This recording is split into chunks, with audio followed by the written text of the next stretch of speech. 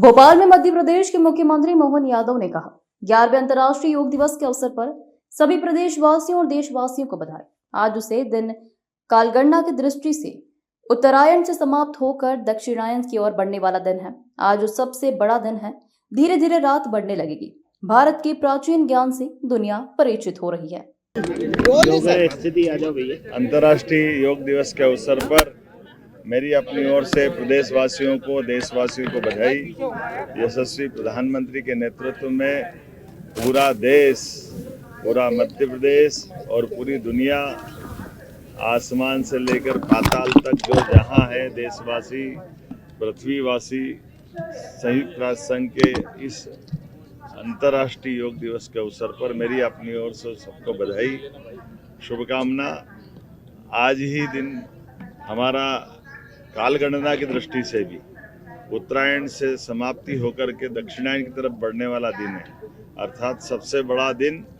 धीरे धीरे आज से रात बढ़ने लगेगी। जैसे जैसे समय आगे बढ़ता जा रहा है, भारत के सभी प्रकार के प्राचीन ज्ञान विज्ञान से दुनिया परिचित होती जा रही है, हमारी जीवन शैली से परिचित होती जा रही है। महर्षि पतंजलि, घेरंड ऋषि, तमाम ऋषि परंपराओं की अनुपम देन जो वसुधैव कुटुंबकम की तरफ ले जाती है, माननीय प्रधानमंत्री श्रीमान नरेंद्र मोदी जी के अभ्यास और प्रयास के साथ आज 11वें वर्ष में ये अंतर्राष्ट्रीय योग दिवस मनाया गया, जो सभी विभिन्न प्रकार के धर्मों के बीच, विभिन्न देशों की सीमाओं के बाहर जाकर के समूची मानवता को एकता का संदेश देता हुआ, मनुष्य से मनुष्य को जोड़ने का योग का संदेश अद्वितीय है। मेरी अपनी ओर से प्रदेशवासियों को बधाई।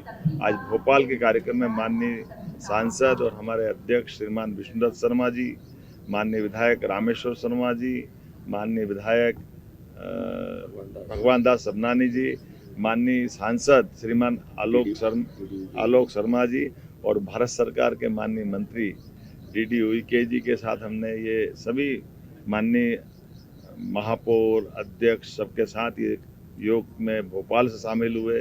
अलग अलग स्थान पर माननीय सभी मंत्रीगण, सांसदगण, विधायकगण, महापौर, अध्यक्ष, पार्षद, सरपंच, पंच, लगभग 20,000 से ज़्यादा स्थानों पर पूरे प्रदेश में आज योग के माध्यम से योग अपनाएं, निरोग रहें, इस भाव के आधार पर ये योग की, प्राणायाम की सभी विधाओं से जुड़ कर के हमारी संकल्प शक्ति के साथ शरीर को सदैव निरोग रखना है तो योग अपनाना चाहिए। इसी भाव के आधार पर मेरी अपनी ओर से सबको बधाई।